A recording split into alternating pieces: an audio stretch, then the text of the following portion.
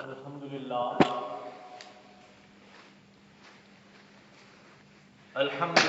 نحمده ونستعینه ونستغفره ونؤمن به ونتوکل علیہ ونعوذ باللہ من شرور انفسنا ومن سیئات اعمالنا من يهده اللہ فلا مضل له ومن يضلل فلا هادی له ونشهد ان لا الہ الا اللہ وحدہ لا شریک له ونشهد أن سيدنا ومولانا وحبيبنا وشفيعنا ونبينا محمدا عبده ورسوله نصدق أن سيدنا ومولانا وحبيبنا وشفيعنا وإمامنا محمدا المهدي الموعود خليفة الله الودود امر اللہ مراد اللہ صلوات اللہ علیہ التسلیم اما بعد فقد قال اللہ تبارک وتعالی فی القرآن المجید والفرقان الحمید اعوذ باللہ من الشیطان الرجیم بسم اللہ الرحمن الرحیم وقل جاء الحق وزهق الباطل ان الباطل كان زهوقا صدق اللہ العظیم.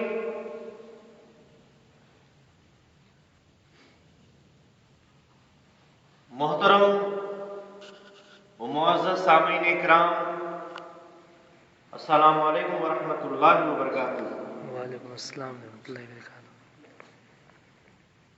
ساری تعریف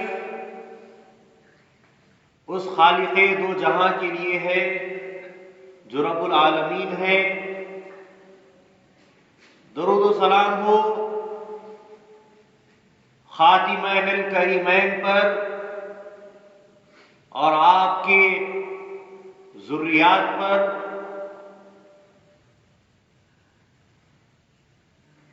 حاضرین محترم، اللہ تبارک و تعالی نے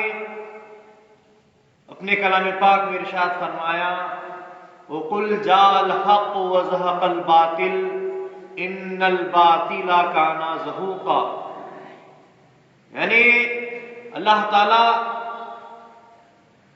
اپنے محبوب سے،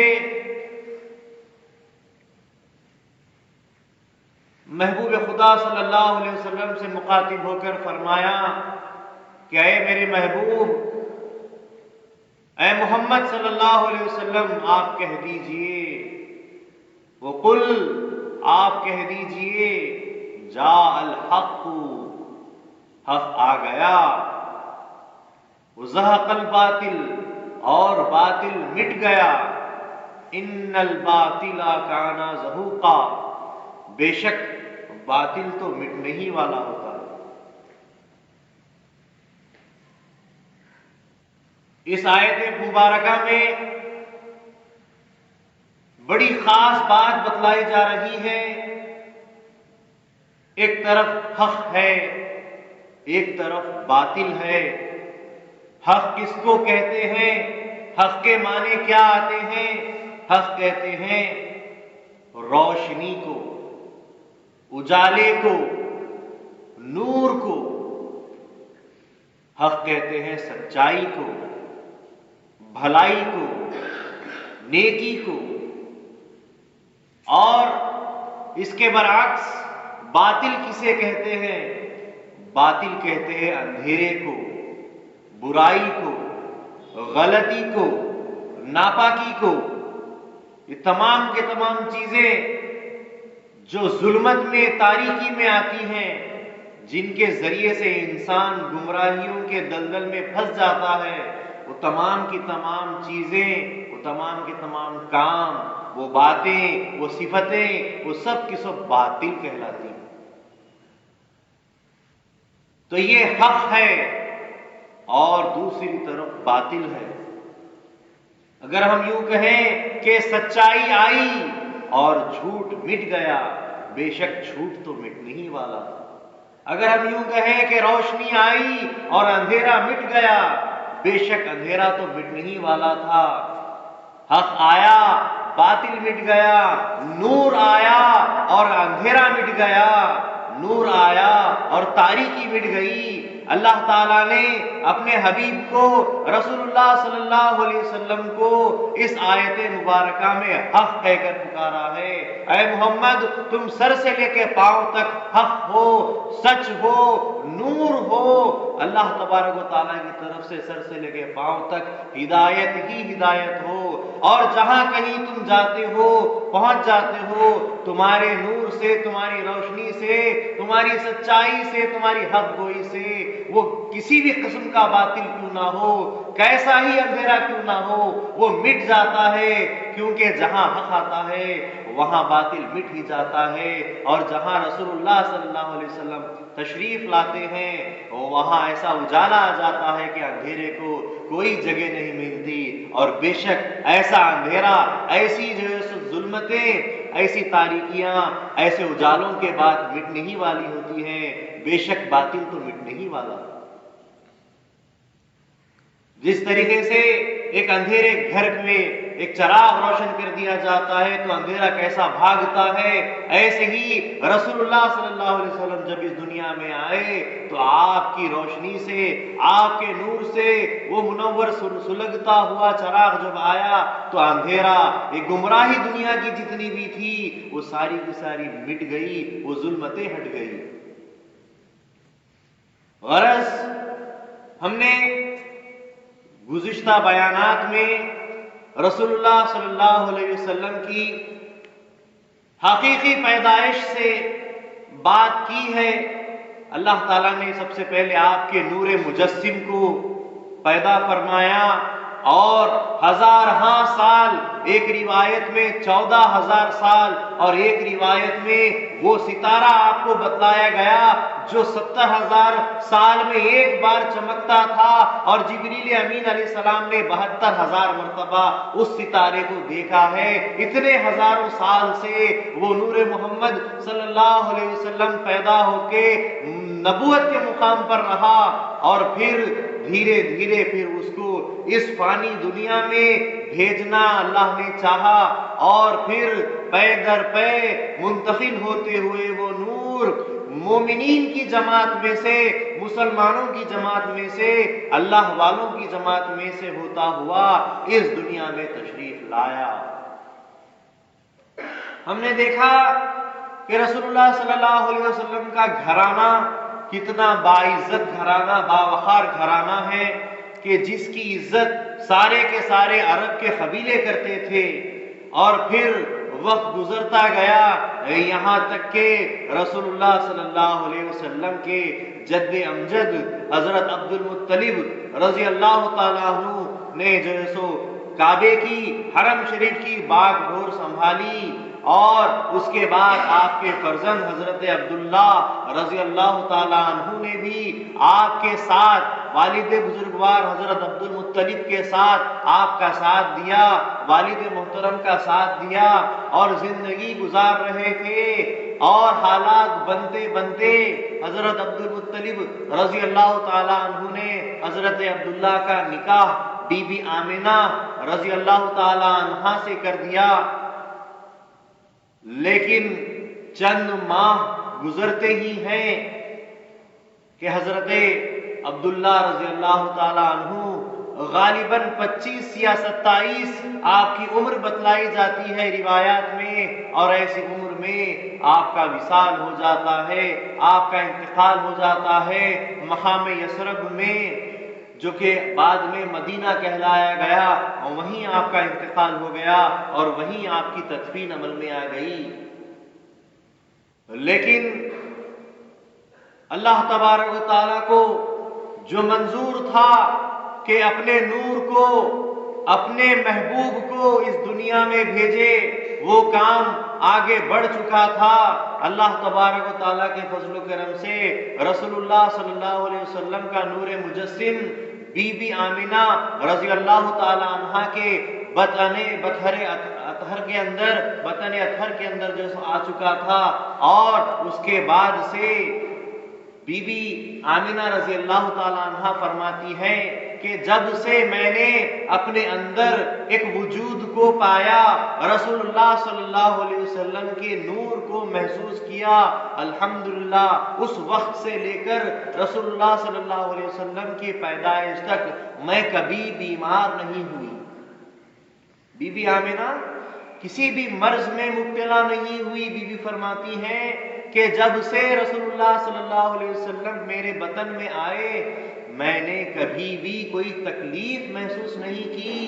رسول اللہ صلی اللہ علیہ وسلم نے اپنی والدہ محترمہ کو کبھی کسی قسم کی تکلیف نہیں پہنچائی، اور دھیرے دھیرے وقت گزرتا چلا گیا، اور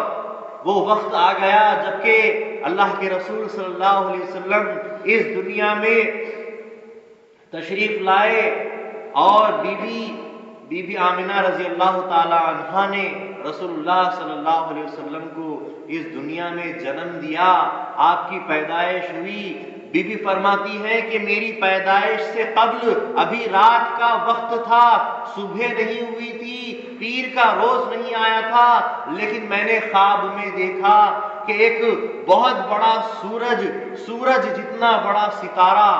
چمکتا ہوا نور، ایک بڑا نور کا گولا میرے اندر نزدیک آتے آتے میرے اندر سما گیا اور اچانک غائب ہو گیا۔ حضرت عبد المطلب جو آپ کے دادا حضرت ہیں، وہ فرماتے ہیں کہ میں نے بھی خواب میں دیکھا کہ ایک بہت بڑی بزرگ شخصیت میرے خواب میں آتی ہے، غیب سے مجھ کو یہ بتلایا جاتا ہے کہ ہونے والے فرزند کا نام محمد رکھنا۔ وہ کوئی اور نہیں، حضرت ابراہیم علیہ السلام تھے کہ آپ نے فرمایا کہ میرے نسل میں جو میں نے اللہ سے دعا مانگی تھی کہ میرے نسل سے، میری اولاد سے اس آخری پیغمبر کو بھیجنا جس کے واسطے سے تو نے ہم سب کو بنایا ہے، جس کے واسطے سے یہ کائنات بنائی ہے، اس نبی کو، اس پیغمبر کو، اس محبوب خدا کو، اے خدا تو میری نسل میں بھیجنا۔ اور حضرت عبد المطلب نے خواب میں کسی اور کو نہیں بلکہ حضرت ابراہیم علیہ السلام کو دیکھا۔ انہوں نے فرمایا کہ آنے والے اس بچے کا نام، جو بچہ پیدا ہوگا اس کا نام محمد رکھنا۔ اس کے بعد جب بی بی آمنہ رضی اللہ تعالی عنہا کو زچگی کے حالات محسوس ہونے لگے تو آپ بتلاتی ہیں کہ میں اپنے حجرے میں تنہا تھی، مجھے ایک شربت پلایا گیا، اور تھوڑی ہی دیر کے بعد اچانک بڑی بڑی ہیکل عورتیں میرے پاس، میرے سامنے آ گئی۔ کہاں سے آ گئی، کیسے آ گئی میں نہیں جانتی۔ اچانک ایک بڑی بڑی لمبی قد کی عورتیں میرے سامنے آ کھڑی ہوئی، اور جب میں گھبراہٹ محسوس کرنے لگی، گھبرانے لگی، تو ان بیویوں نے کہا کہ گھبراؤ نہیں، ہم تمہارے ہی لیے یہاں پر آئی ہیں، اللہ تبارک و تعالیٰ نے ہمیں تمہارے پاس تمہاری مدد کے لیے بھیجا ہے، جانتی ہو کہ ہم کون ہیں؟ ایک نے کہا کہ میں آسیہ ہوں، فرعون کی بیوی ہوں، اور خدا کے حکم سے، اللہ تعالیٰ کی مدد سے اور اس کے سامنے اس کی اجازت سے میں نے یہاں پر حاضری لی ہے تاکہ میں دیکھ سکوں کہ محمد صلی اللہ علیہ وسلم کا نور کیسا ہے۔ دوسری عورت بی بی مریم بنت عمران رضی اللہ تعالی عنہا تھی، جو حضرت عیسیٰ علیہ السلام کی والدہ ہیں، عیسیٰ ابن مریم جن کا نام کہا جاتا ہے۔ وہ بی بی مریم رضی اللہ تعالی عنہا ساتھ میں کھڑی تھی۔ انہوں نے بھی کہا کہ میں بھی اس پیغمبر کو دیکھنا چاہتی تھی جس کا نور سارے کے سارے عالم میں پھیلایا گیا، اور جس کا وعدہ حضرت عیسیٰ نے بھی اپنی قوم سے کیا تھا کہ احمد آنے والا ہے۔ بہرحال میں بھی اس نور مجسم کو دیکھنے کے لیے آئی ہوں، اور بہت ساری عورتیں موجود۔ تو پھر انہوں نے پوچھا، بی بی آمینہ نے پوچھا کہ یہ عورتیں کون ہیں، یہ اتنی خوبصورت عورتیں یہ کون ہیں؟ تو بیویوں نے کہا کہ یہ جنت کی حوریں ہیں کہ انہوں نے بھی بڑی تڑپ اللہ کے سامنے ظاہر کی کہ اے اللہ، ہم تیرے محبوب کا چہرہ انور دیکھنا چاہتے ہیں، اس نور کا چہرہ دیکھنا چاہتے ہیں، ہم کو اجازت دیں تو ہم ان بیویوں کے ساتھ وہاں پہنچ جائیں۔ تو تمام جنت کی حوریں بھی وہاں پر اللہ کے رسول صلی اللہ علیہ وسلم کو نور کو دیکھنے کے لیے، آپ کے چہرے انور کو دیکھنے کے لیے آ گئی تھی۔ اس کے بعد وہ وقت آ گیا، اللہ تبارک و تعالیٰ کا بی بی پر کرم ہو گیا اور رسول اللہ صلی اللہ علیہ وسلم کی پیدائش عمل میں آئی۔ بی بی کہتی ہیں کہ جیسے ہی اللہ کے رسول صلی اللہ علیہ وسلم اس دنیا میں تشریف لائے، مجھ سے ایک ایسا نور نکلا، ایسی روشنی نکلی کہ میں نے مشرق میں ایک بڑا سا علم، ایک بڑا سا جھنڈا دیکھا، اور پھر نظر دوڑائی تو مشرق تک ایک بہت روشنی نکلی اور وہاں ایک جھنڈا دیکھا، وہاں ایک علم دیکھا، اور پھر میں نے جو سا نظر ڈالی تو میں نے ایک اور روشنی دیکھی اور اس میں کعبے کے اوپر رکھا لگا ہوا ایک جھنڈا دیکھا۔ اس طریقے سے مجھے تین جگہ پر تین جھنڈے نظر آئے۔ نہیں معلوم اللہ تعالیٰ نے ان کے پیچھے کیا راز رکھے تھے، لیکن یہ چیزیں مجھ کو نظر آئی، اور اس کے بعد اللہ کے رسول صلی اللہ علیہ وسلم پیدا ہونے کے ساتھ ہی سجدے میں چلے گئے۔ رسول اللہ صلی اللہ علیہ وسلم پیدا ہونے کے ساتھ سب سے پہلے آپ نے اللہ کا شکر ادا کیا، سجدہ ریز ہو گئے، اور جیسے ہی سجدے سے سر اٹھایا آپ نے کہا لا الہ الا اللہ انی رسول اللہ، اللہ کے سوائے کوئی معبود نہیں اور بے شک میں اللہ کا رسول ہوں۔ اور اس کے ساتھ ہی پھر رسول اللہ صلی اللہ علیہ وسلم نے ابھی پیدا ہوئے ہیں، اور اسی وقت آپ نے اپنی امت کا خیال ظاہر کیا، فرمایا یا اللہ میری امت کی مغفرت فرما دینا۔ ابھی امت سے ملاقات نہیں کی ہے، امت کیا کیسی کدھر ابھی کچھ معلوم نہیں ہے، لیکن وہ جو نور تھا جو ازل سے اللہ کے سامنے موجود تھا، اس کو بس اتنا خیال تھا، وہ دیکھ رہا تھا کہ ہر نبی کے ساتھ اس کی امت کا کیا حشر ہوا ہے، ہر نبی کے ساتھ ان کی قوم نے نبی کے ساتھ کیا سلوک کیا ہے اور ان کا کیا عمل رہا ہے، ان کو کیسے کیسے عذاب میں مبتلا کیا۔ رسول اللہ صلی اللہ علیہ وسلم کا نور منور وہاں سے ازل سے عرش پہ سے اللہ کے سامنے سے بیٹھا ہر چیز کا نظارہ کر رہا تھا، اور رسول اللہ صلی اللہ علیہ وسلم نے اس بات کو سمجھ لی کہ جیسے ہی میں اس دنیا میں جاؤں گا سب سے پہلے اپنی امت کے لیے دعا کروں گا کہ میں جس طریقے سے اللہ تعالیٰ نے مجھے ایک مقام عطا کیا ہے، ایک نور مجسم بنا کر مجھے جو سو رکھا، اور پھر میرے ہی لیے یہ کائنات بنائی اور پھر مجھے بھیج رہا ہے، تو میں اپنے ساتھ رہنے والی جتنی بھی چیزیں ہیں، چاہے وہ میری اولاد ہو، چاہے وہ میرے ساتھ اترنے والے معجزات ہو، قرآن ہو، یا پھر میری امت ہو، ہر ایک کے درجات بلند ہونے چاہیے۔ دیگر تمام اشیاء اور مخلوقات سے مجھ سے جو چیز لگی ہوئی ہے اللہ کے سامنے اس کے دربار میں ان تمام کا ایک مقام ہونا چاہیے۔ یہی وہ وجہ تھی کہ اللہ کے رسول صلی اللہ علیہ وسلم پیدا ہوتے ہی اپنی امت کے مقام کو برقرار رکھنے کی کوشش کی اور بارگاہ یزدی میں آواز لگائی کہ یا اللہ میری امت کی تو مغفرت فرما دے۔ ایسے رسول، ایسے نبی کسی امت کو، کسی قوم کو نہیں ملے ہوں گے جیسے رسول اور نبی ہمیں ملے ہیں، کہ جنہوں نے پیدا ہونے کے ساتھ ہمارا خیال کیا ہے، نہ اپنا نہ اپنے والدین کا، بلکہ خیال سب سے پہلے کس کا کیا؟ ہمارا کیا، امت کا کیا۔ ایسے ہمارے رسول صلی اللہ علیہ وسلم۔ اس کے بعد بی بی کہتی ہیں کہ ابھی وہ نور کا سلسلہ ختم نہیں ہوا، ایک ایسا نور دوبارہ نکلا کہ مجھے شام کے محلات نظر آئے، اور پھر میں نے دیکھا کہ کسرا کی جو سو جتنی بھی عمارتیں تھی وہ بھی مجھے نظر آ گئی۔ اس طریقے سے بی بی کہتی ہیں کہ رسول اللہ صلی اللہ علیہ وسلم جب پیدا ہوئے تو میرا سارا کا سارا گھر روشن ہو گیا، اور ایک ایسی خوشبو، ایک ایسے عطر سے جو سو پورے کے پورے گھر میں ایسی خوشبو ہو گئی کہ اس جیسی خوشبو میں نے آج تک نہیں سونگھی تھی۔ اتنی زبردست ہستی اور ان کا مقام یہاں بتلایا جا رہا ہے۔ عرب کے اندر جہالت میں سے ہی، جاہلیت کے دور سے ہی یہ بات تھی کہ جب کبھی ان کے گھر بچہ پیدا ہوتا، اگرچہ کہ اسلام ابھی نہیں آیا تھا لیکن وہ سنت ابراہیمی کے اوپر برابر چلتے رہے، بچہ جیسے ہی 7 دن کا ہو جاتا ہے اس کی ختنہ کر دیتے ہیں۔ لیکن یہاں کیا تھا کہ رسول اللہ صلی اللہ علیہ وسلم اللہ تبارک و تعالیٰ کے فضل و کرم سے مختون پیدا ہوئے، ختنہ شدہ جو سو پیدا ہوئے، آپ کو ختنہ کرنے کی ضرورت نہیں، اللہ تبارک و تعالیٰ نے ہی آپ کا انتظام کر دیا۔ اس کے بعد ابھی رسول اللہ صلی اللہ علیہ وسلم جھولی میں ہی تھے،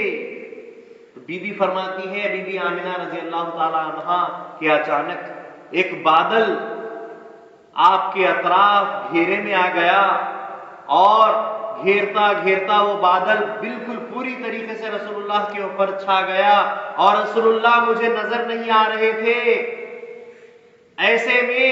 میں نے ان بادلوں میں سے، اس ابر میں سے آوازیں سنی، مجھے گھوڑوں کے ہنہنانے کی آواز آئی، پرندوں کے پر ہلانے کی آواز آئی، آدمیوں کے بولنے کی، بات چیت کرنے کی آواز آئی، اور دیکھتے ہی دیکھتے رسول اللہ صلی اللہ علیہ وسلم میری آنکھوں سے اوجھل ہو گئے، غائب ہو گئے۔ میں کچھ دیر پریشان ہونے لگی، لیکن اللہ تبارک و تعالیٰ کا مجھ پر فضل ہو گیا اور مجھے اطمینان دلا دیا گیا، اور اسی وقت حضرت جبرائیل نے رسول اللہ صلی اللہ علیہ وسلم کو اپنی گودی میں لیا اور لے کر تمام مخلوقات، تمام کائنات کی جو سو سیر کروائی، آپ کا گشت کروایا، اور ہر ایک مخلوق کو دکھلایا کہ یہ رسول اللہ صلی اللہ علیہ وسلم کی ہستی ہے کہ جن کے نور سے ہم تمام بنائے گئے ہیں۔ آج اس ہستی کا ظہور ہوا ہے، جشن مناؤ کہ یہ رسول اللہ صلی اللہ علیہ وسلم کی پیدائش اور آپ کا نور منور جو ہے سو تشریف لایا ہے۔ اس طریقے سے تمام فرشتے حضرت جبریل امین علیہ السلام کے ساتھ حضور کو لے کر ہر مخلوق کے پاس پہنچتے ہیں، نباتات کے پاس، چرند کے پاس، پرند کے پاس، سمندر کے مچھلیوں کے پاس، آسمانوں میں رہنے والے مخلوقات کے پاس، تاروں ستاروں اور بھی دیگر جہاں کہیں اللہ تعالیٰ کی بنائی ہوئی مخلوقات تھی، جن کا ہر ایک ایک ریزہ ریزہ، ذرہ ذرہ حضور کے نور سے بنایا گیا تھا، ہر ایک کے پاس تمام جو ہے سو لے کر گئے، اور رسول اللہ صلی اللہ علیہ وسلم کے نور منور کو، آپ کے چہرے منور کو سب کو دکھلایا گیا اور گشت کروایا گیا۔ اس کے بعد پل دو پل کی بات تھی کہ پھر رسول اللہ صلی اللہ علیہ وسلم واپس اپنی ماں کے پاس پہنچا دیے گئے۔ بی بی نے جب دوبارہ دیکھا تو پھر وہ بادل ہٹ گئے اور رسول اللہ صلی اللہ علیہ وسلم اپنی جگہ آرام فرما رہے تھے۔ اس کے بعد حضرت عبد المطلب رضی اللہ تعالیٰ عنہ، جو رسول اللہ صلی اللہ علیہ وسلم کے دادا جان تھے، جد امجد تھے، ان کو خبر دی گئی کہ آپ کے پاس، آپ کے گھرانے میں اللہ نے ایک بیٹا دیا ہے۔ حضرت عبد المطلب رضی اللہ تعالیٰ عنہ، جو اپنے بیٹے عبداللہ کے گزر جانے کی وجہ سے بہت غم زدہ تھے، کعبے کے دروازے کو پکڑ کر بہت روتے تھے کہ تو اس میری کمی کو یا خدا پورا کر دے، وہ جو مجھ سے جدا ہو گیا ہے میرا لخت جگر، تو اس کے جدائی کا غم مجھ سے دور کر دے اور مجھ پر کوئی نہ کوئی کرم کر دے۔ جیسے ہی حضرت عبد المطلب کو یہ خبر ملی کہ آپ کے یہاں، آپ کے گھرانے میں، آپ کے قبیلے میں ایک نور منور پیدا ہو گیا ہے، تو فوراً اس لڑکے کے پاس رسول اللہ صلی اللہ علیہ وسلم کے پاس پہنچے اور ان کو گودی میں لیا، اور ان کے چہرے پر ایسا نور تھا، ایسی چمک تھی کہ ان کی آنکھیں چمکنے لگ گئی، اور اس کے بعد آپ نے بڑے شوق کے ساتھ اور بڑی ہی خوشی کے ساتھ آپ کو محمد کہہ کر پکارا اور فرمایا کہ یہ نام میں نے نہیں رکھا ہے، بلکہ غیب سے مجھے یہ حکم ہوا ہے کہ اس آنے والے لڑکے کا نام محمد رکھنا۔ جیسے ہی رسول اللہ صلی اللہ علیہ وسلم کا نام محمد رکھا گیا، آپ کی دنیا میں جب تشریف آوری ہوئی، نام محمد سے جب آپ کو پکارا گیا تو تمام کے تمام جتنے بھی واقعات آپ کو ملتے ہیں کہ جیسے ہی رسول اللہ صلی اللہ علیہ وسلم پیدا ہوئے کہ کعبے کے اندر موجود سارے بت گر گئے، منہ کے بل گر گئے، اور کعبہ خوشیاں منانے لگا کہ آج مشرکین جو مجھ کو گناہگاری کے جو سو گھیرے میں لے کر میرے پاس میرے جو سو پاکی کو جو سو گناہگار کر رہے تھے، ناپاک مجھے کر کے رکھ چھوڑے تھے، تو آج میں پاک ہو گیا کہ وہ نور میرے لیے ایک بہت زبردست وسیلہ بن گیا ہے، آج میں ان کے وسیلے سے پاک ہو گیا ہوں۔ کعبہ خوشیاں منانے لگا اور اس کے اندر موجود سارے کے سارے بت منہ کے بل گر پڑے، اور مقامے جو سو کسریٰ کا جو بادشاہ تھا اس کے محل کے 14 مینار کنکوتریاں جس پہ لگی ہوئی تھی، کنکریاں ان کا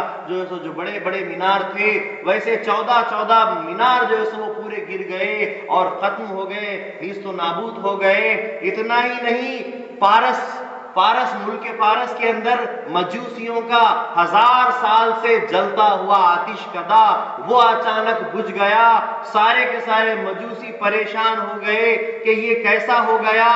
اور دریائے ساوا جو بہتا تھا بہت اچھی طریقے سے، وہ دریا خشک ہو گیا، اور اس کی جگہ پر اللہ تبارک و تعالیٰ نے ایک دریائے ماوا کو جاری کر دیا، وہاں یہ خشک ہو گیا تو تمام کے تمام وہاں کے رہنے والے جو کہ تمام کفار تھے، اللہ تبارک و تعالیٰ کی ذات میں غیر اللہ کو شریک کرتے تھے، وہ سارے کے سارے پریشان ہو گئے کہ ہمارا آتش کدا بجھ گیا ہے، ہمارے پاس سے ہماری دریا کھینچ لی گئی ہے، اور اس جگہ کے بدلے میں دریائے ماوا اللہ تعالیٰ نے بہانا شروع کر دیا۔ اور اس کے ساتھ ساتھ ایک اور اہم جو کام اللہ تبارک و تعالیٰ نے رسول اللہ کی پیدائش پہ کیا، وہ یہ کہ شیاطین جو آسمان پر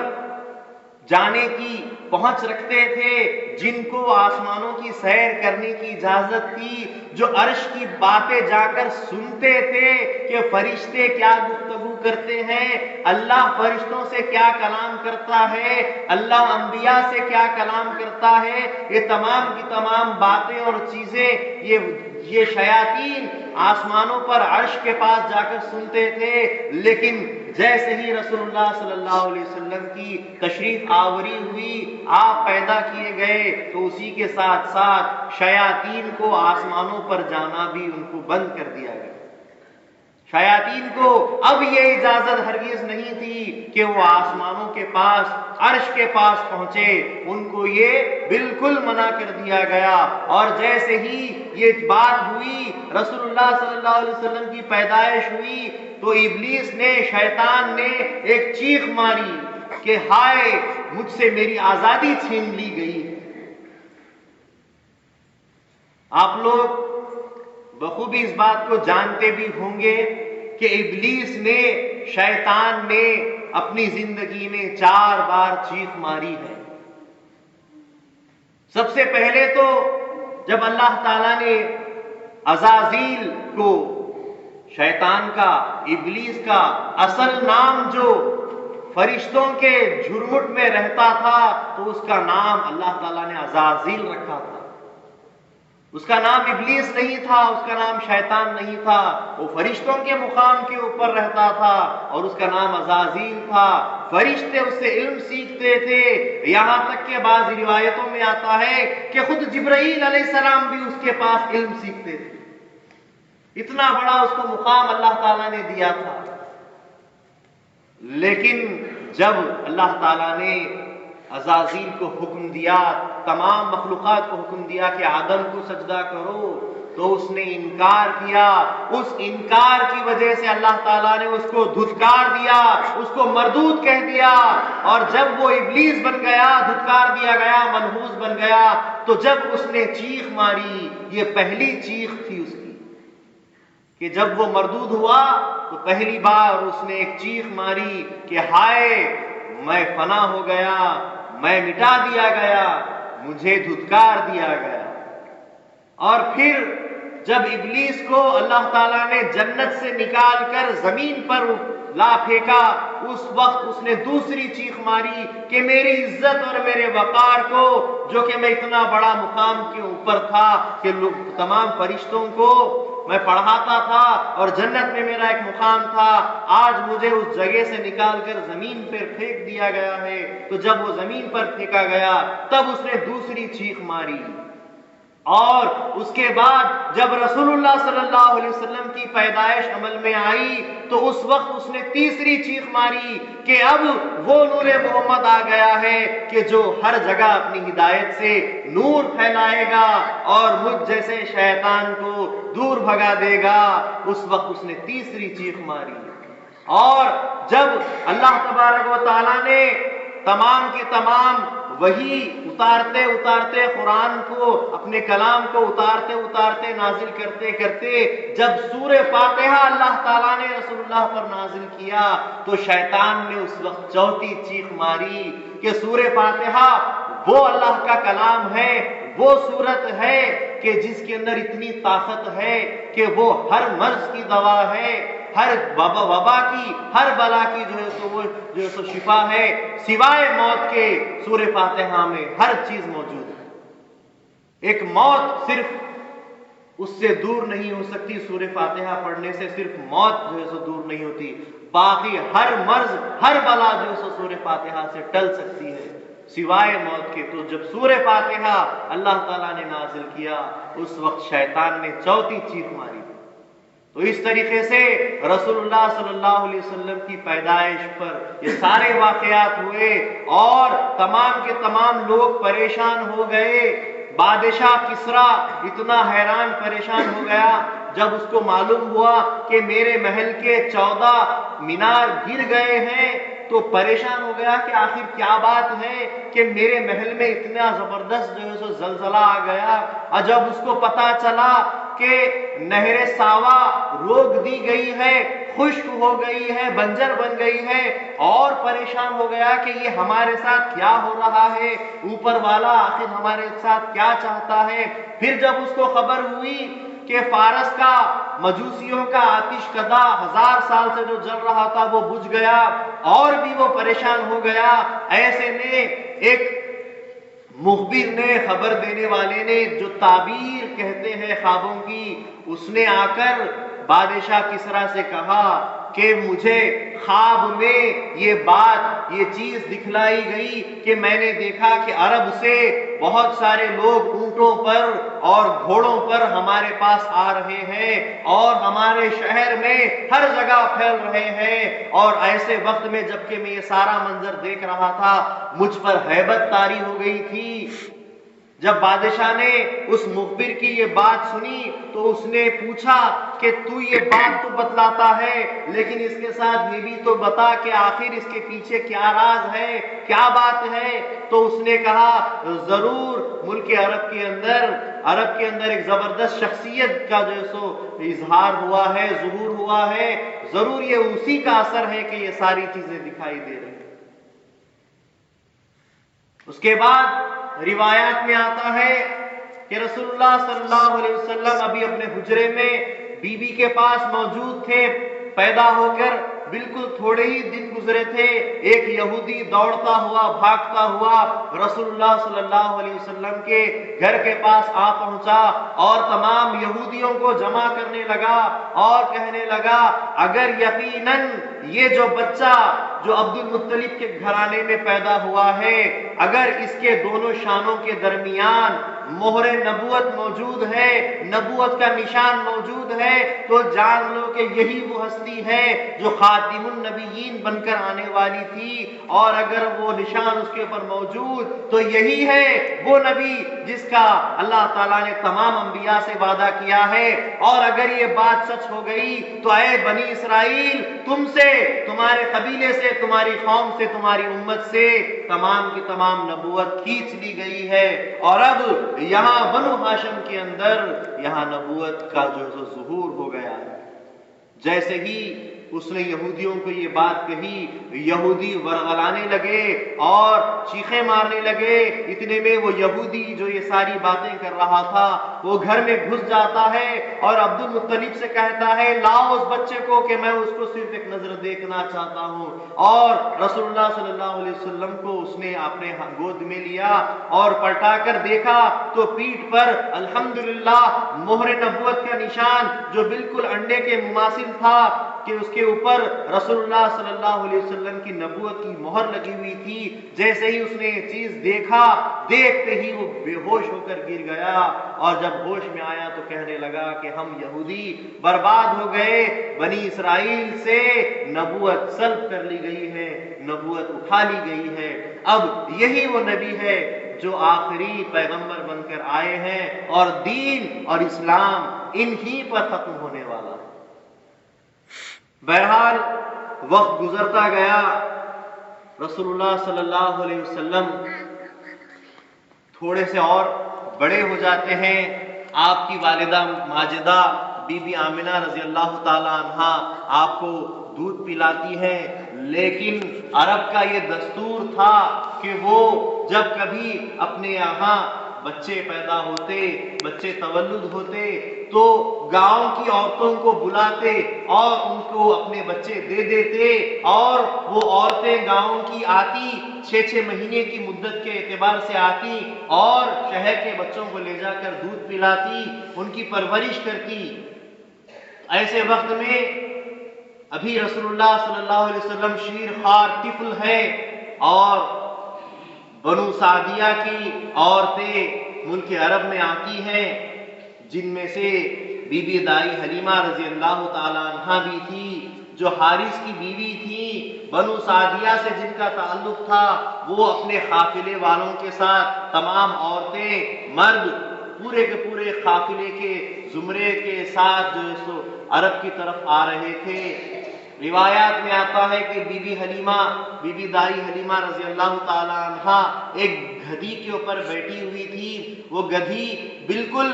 बीमार और लागर थी, इतनी कमजोर थी कि काफिला आगे बढ़ जाता,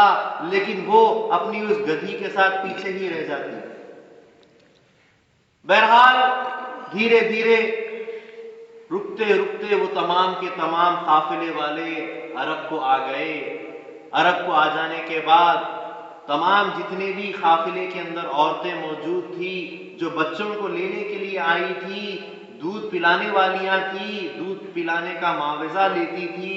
तो तमाम की तमाम औरतों को अल्लाह तबारक व तआला के फजल व करम से बेहतरीन अमीर घराने के बच्चे मिल गए।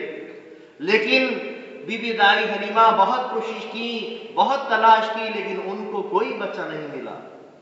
बिलाखिर बीबी उदास हो गई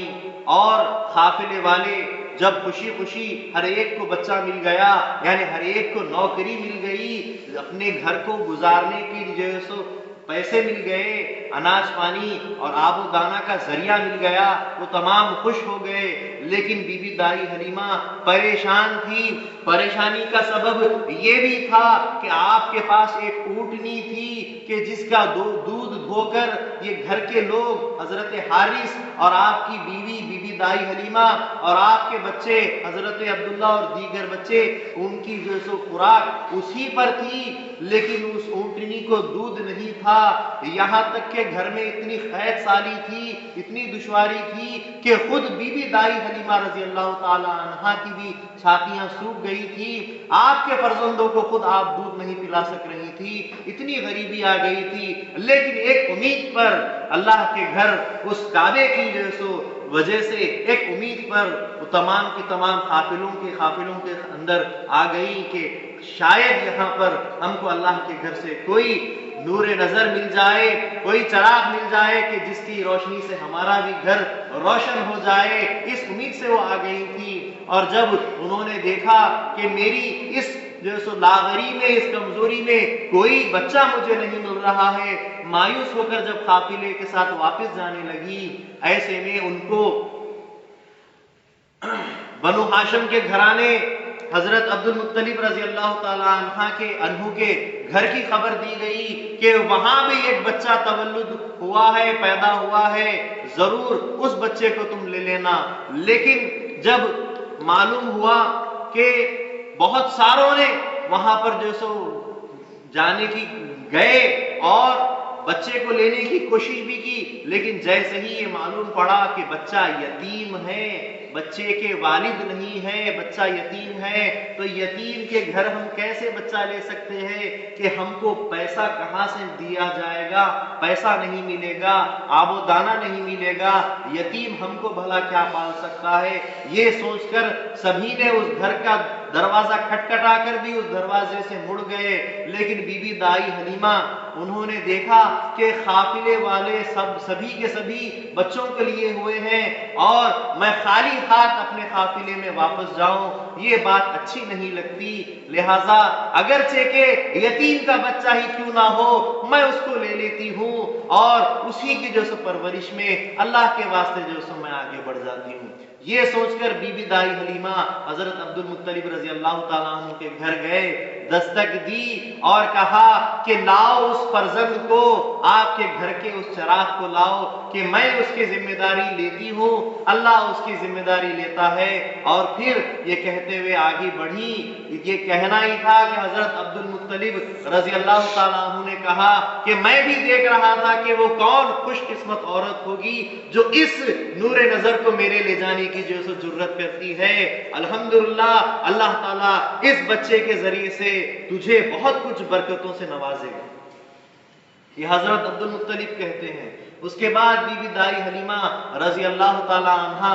رسول اللہ صلی اللہ علیہ وسلم کو اپنی گودی میں لیتی ہیں، جیسے ہی رسول اللہ صلی اللہ علیہ وسلم کے چہرے مبارک کو دیکھتی ہے، اس نور کو دیکھتی ہے، دیکھنے کے ساتھ ہی اتنی محبت سے مائل ہو جاتی ہے کہ پھر اس بچے کو چھوڑنا گوارا نہیں کرتی اور فوراً رسول اللہ صلی اللہ علیہ وسلم کو نزدیک اپنے چہرے کے نزدیک لاتے ہوئے آپ کی پیشانی کے بالکل بیچوں بیچ بوسہ دیتی ہے اور بڑی خوشی کا اظہار کرتے ہوئے اس فرزند کو لے کر اپنے ساتھ قافلے میں جاتی ہے۔ روایات میں جیسا کہ میں نے کہا تھا کہ بی بی دائی حلیمہ رضی اللہ تعالی عنہا کی جو سواری تھی، جو گدھی تھی، وہ اتنی لاغر کمزور تھی کہ قافلے کے پیچھے رہ جاتی تھی، لیکن جب بی بی رسول اللہ صلی اللہ علیہ وسلم کو لے کر اس گدھی پر سوار ہوتی ہے تو اس گدھی کے اندر اتنی طاقت، اتنی پھرتی، اتنا پاور آ جاتا ہے کہ وہ گدھی سب قافلے والوں سے آگے نکل جاتی ہے۔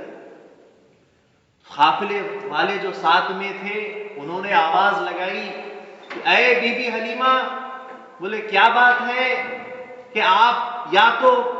قافلے کے سب سے پیچھے تھی، آپ کی سواری بڑی کمزور تھی، کیا بات ہے کہ آپ کی سواری میں اتنی طاقت آ گئی؟ شاید آپ نے ملک عرب کے اندر سواری کو بدل لیا ہے، ایک نئی سواری لے لیے ہیں۔ لیکن بی بی نے اسی وقت جواب دیا کہ نہیں، سواری تو وہی ہے۔ تو پھر قافلے والوں نے کہا کہ پھر اس سواری میں یہ جان کہاں سے آ گئی، یہ سواری میں اتنی طاقت کہاں سے آ گئی؟ تو بی بی نے کہا یہ سواری کا یہ جو سواری ہے، یہ جو گدھی ہے، یہ اس کی طاقت نہیں ہے، یہ سواری کی طاقت نہیں ہے، اس پہ بیٹھنے والے سوار کی یہ طاقت ہے کہ اس پہ بیٹھنے والا سوار ایسا ہے کہ اس کی برکت سے جو سو یہ ایسی دوڑ رہی ہے، انہی کی برکت ہے کہ اس کے اندر یہ جان آ گئی ہے اور میں آگے بڑھ گئی۔ ہوتے ہوتے ابھی قافلہ کہاں ہی تھا اور بی بی یہاں اپنے گھر پہنچ بھی جاتی ہے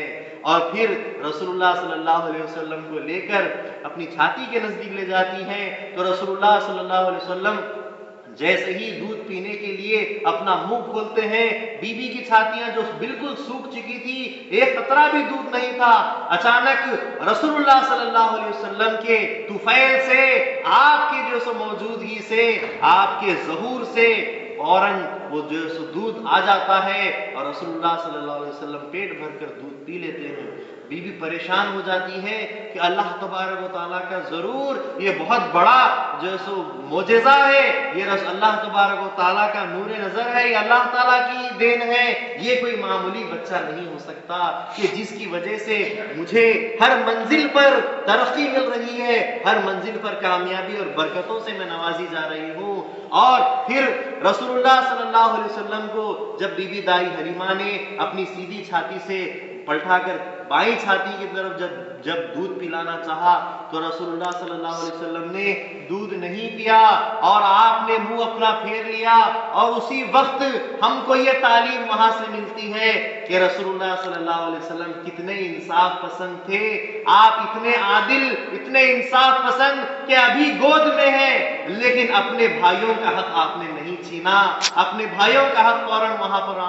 آپ نے اپنے بھائیوں کا خیال کیا۔ ایک طرف اپنا حصہ تھا تو دوسری طرف اپنے رضائی بھائی عبداللہ کا حصہ سمجھا اور اس میں سے جو سو اس حصے کو ہاتھ نہیں لگایا۔ اور بی بی دائی حلیمہ نے سمجھ لیا، جان لیا کہ رسول اللہ صلی اللہ علیہ وسلم ان دوسرے بھائی کا خیال کرتے ہیں، اور تعجب کی نگاہوں سے آپ کی طرف جو سو بڑی خوشی اور محبت سے دیکھنے لگی۔ وقت گزرتا چلا گیا، بی بی دائی حلیمہ کے گھر میں جو اونٹنی تھی جو دودھ نہیں دیتی تھی، ایک رات ابھی گزری تھی، اگلے ہی دن حضرت حارث اپنی بیوی کو آواز دیتے ہیں کہ اے حلیمہ دیکھو کہ یہاں جس بچے کو تم لے کر آئی ہو اس بچے کی آمد سے ایسی برکت ہمارے گھر میں آ گئی ہے کہ یہ اونٹنی بکٹ بھر بھر کے، برتن بھر بھر کے دودھ دے رہی ہے، لہٰذا ہمارے گھر کا بڑے اچھے سے انتظام ہو رہا ہے، یا تو فاقوں میں زندگی گزر رہی تھی، اب اس بچے کے طفیل سے اللہ تعالیٰ نے ہمارے اوپر فضل کر دیا۔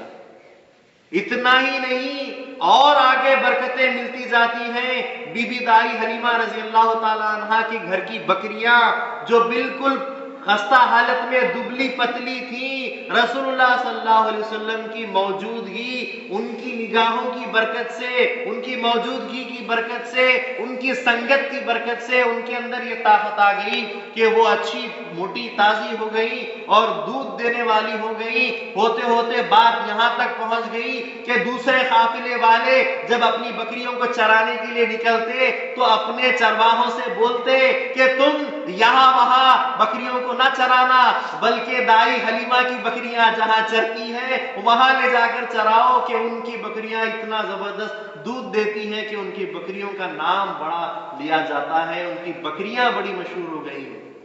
لیکن اللہ تبارک و تعالیٰ جس کے حصے میں جو دینا ہوتا ہے وہ اسی کو ملتا ہے۔ ذالک فضل اللہ یؤتیہ من یشاء، یہ اللہ کا فضل ہے، جسے چاہتا ہے اسے ہی دیتا ہے۔ اللہ تعالیٰ نے دائی حلیمہ کے گھر میں یہ برکت رکھی تھی، اگرچہ کہ لوگ اپنی بکریاں ان کے ساتھ چراتے وہ بھی اتنا ہی کھاتے جتنا کہ دائی حلیمہ کی بکریاں کھاتی، لیکن برکت رسول اللہ کے وسیلے سے ہے، ان کے کھانے سے نہیں ہے، حضور کی موجودگی، حضور کے نور انور کی وجہ سے یہ برکت ہے۔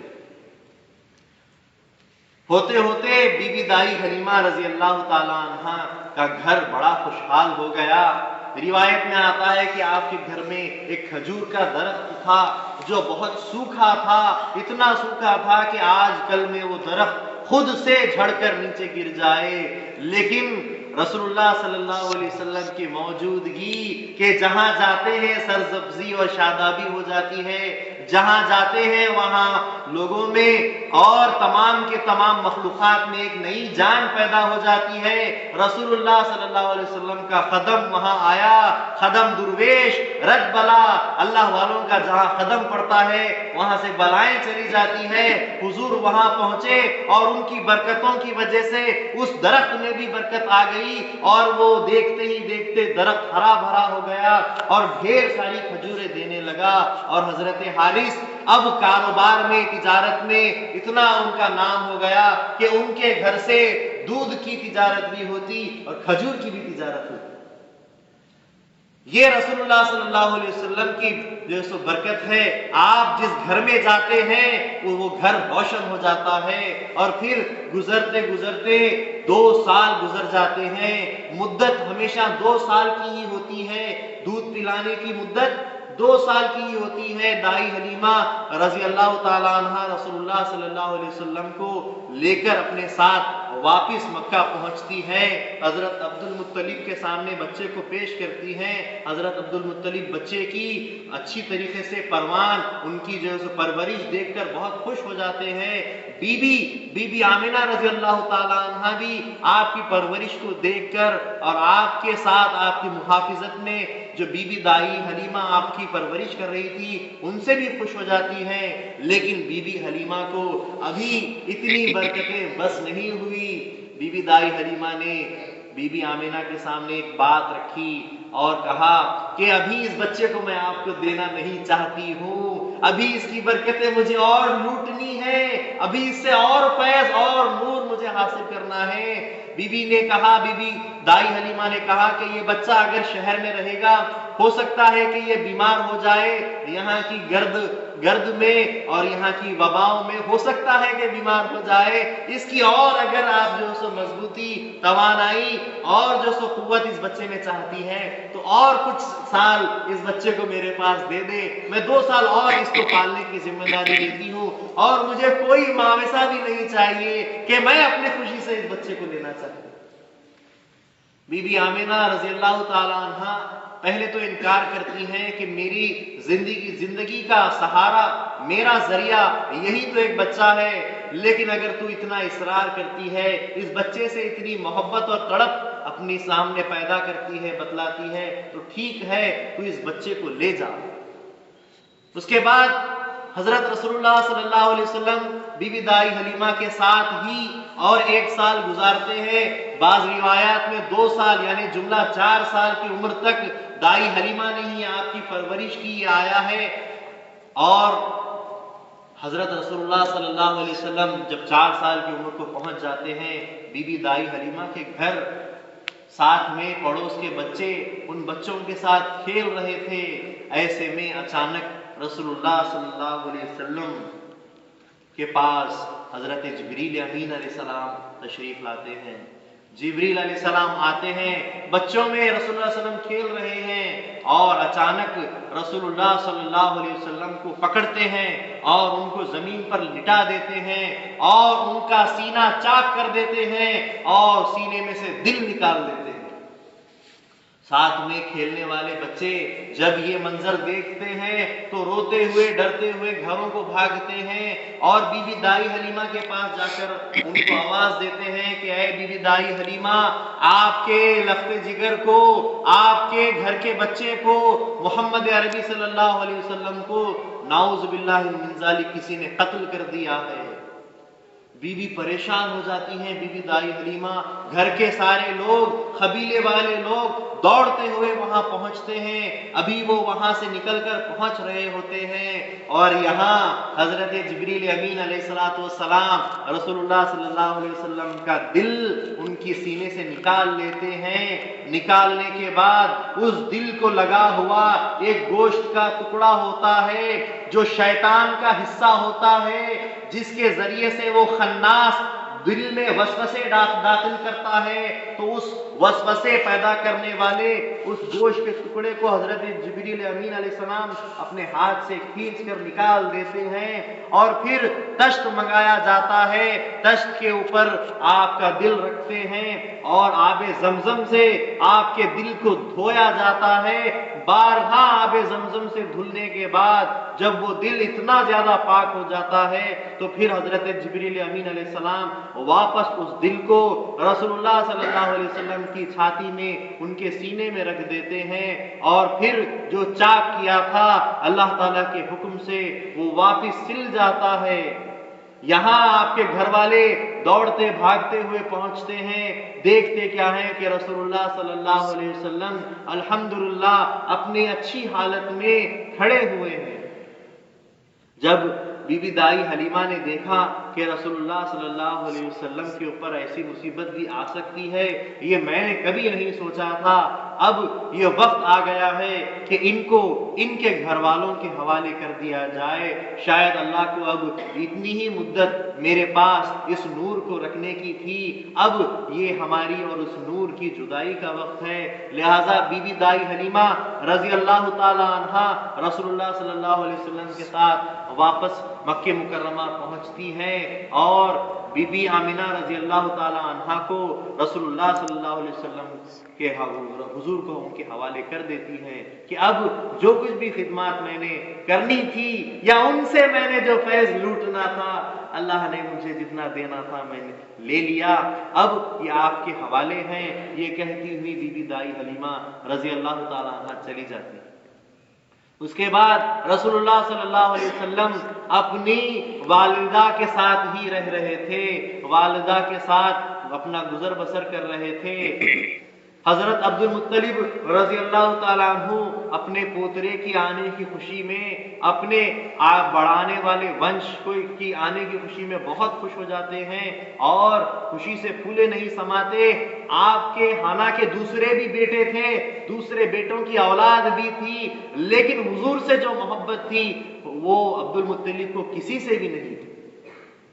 جس وقت حضرت عبد المطلب رضی اللہ تعالیٰ عنہ کعبے کے دروازے کو پکڑ کر رو رہے تھے کہ عبداللہ کی جو کمی ہے یا خدا اس کمی کو مجھ سے دور کر دے، تو جب رسول اللہ صلی اللہ علیہ وسلم کی پیدائش ہوئی اور اسی کے دوران جب حضور کی پیدائش ہوئی، حضرت عبد المطلب نے دیکھا کہ کعبۃ اللہ ابراہیم علیہ السلام کے مقام ابراہیم پر جھکا ہوا تھا اور کعبہ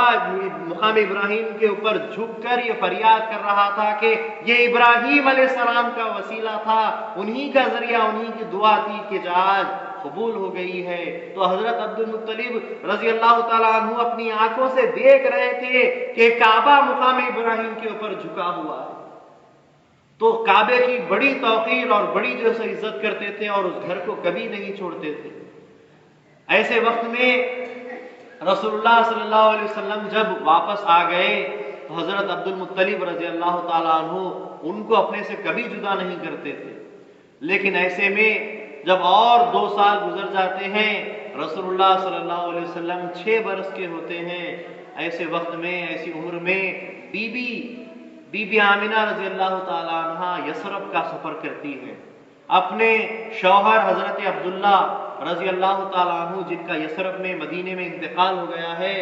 ان کی برسی کا وقت آ گیا تھا، تو ان کی برسی پہ جانے کے لیے یثرب کا سفر کرتی ہیں اور رسول اللہ کو اپنے ساتھ لے جاتی ہیں اور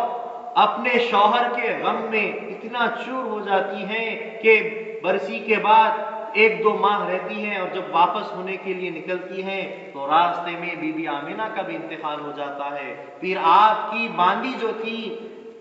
وہ رسول اللہ صلی اللہ علیہ وسلم کو لے کر تنہا مکے کی طرف آتی ہیں اور عبد المطلب کو اطلاع دیتی ہے کہ جہاں آپ کے بیٹے کا انتقال ہوا تھا وہی مقام سے کچھ دور پر بی بی کا بھی انتقال ہو گیا اور وہیں ان کی تدفین عمل میں آ گئی ہے، اب اس بچے کو میں کس کے حوالے کروں؟ تو عبد المطلب رضی اللہ تعالیٰ عنہ آگے بڑھ کر اس بچے کو لے لیتے ہیں اور فرماتے ہیں یہ سب سے پہلے اس پر میرا حق ہے اور اس بچے کا مجھ پر حق ہے، میرا اس پر حق ہے، ہم دونوں کبھی جدا نہیں ہوں گے، جب جدا ہوں گے خدا کو منظور ہوگا، اس کی کفالت اللہ تعالیٰ کے حوالے ہو جائے گی۔ بہرحال رسول اللہ صلی اللہ علیہ وسلم کی کفالت اور پرورش اب جد امجد کی جو ہے سو سپرد آ جاتی ہے اور حضرت عبد المطلب رضی اللہ تعالیٰ عنہ کی پرورش کی پوری ذمہ داری اٹھاتے ہیں۔ روایات میں آتا ہے کہ حضرت عبد المطلب جو کہ بنو ہاشم کے گھرانے سے تھے، ان کا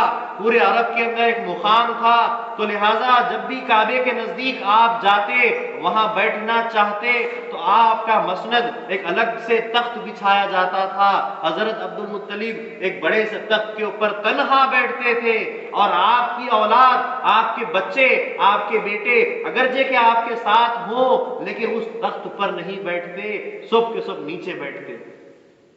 لیکن رسول اللہ صلی اللہ علیہ وسلم سے ایسی محبت عبد المطلب رضی اللہ تعالیٰ عنہ کو تھی کہ رسول صلی اللہ علیہ وسلم جب کبھی کعبے کے پاس آتے تو اسی مسند پر، اسی جگہ پر بیٹھتے جہاں دادا بیٹھتے۔ بچے کی نعوذ باللہ من ذالک چچاؤں نے گستاخی سمجھ کر بچے کو تخت سے، اس مسند سے، اپنے والد کی مسند سے اتارنا چاہا اور اپنے ساتھ بٹھانا چاہا۔ عبد المطلب نے فوراً منع کیا اور فرمایا کہ یہ بچے کا مقام یہی مسند ہے جہاں میں بیٹھتا ہوں، اور اس کے بعد کبھی کبھی تو خود اپنی گود میں لے کر حضور کو آپ وہاں بیٹھتے۔ تو وہ رسول اللہ صلی اللہ علیہ وسلم کی بڑی جو ہے سو توقیر کرتے، ان کی عزت کرتے اور ان کو اپنے مقام پر بٹھایا کرتے۔ وقت کسی کے لیے نہیں رکتا، وقت پھر گزرتا چلا گیا، اور جب رسول اللہ صلی اللہ علیہ وسلم کی عمر مبارک 8 سال کو پہنچی تو پھر رسول اللہ صلی اللہ علیہ وسلم کا یہ سایہ بھی ان سے اٹھا لیا گیا۔ آپ کے جد امجد حضرت عبد المطلب رضی اللہ تعالیٰ عنہ کا بھی انتقال ہو گیا۔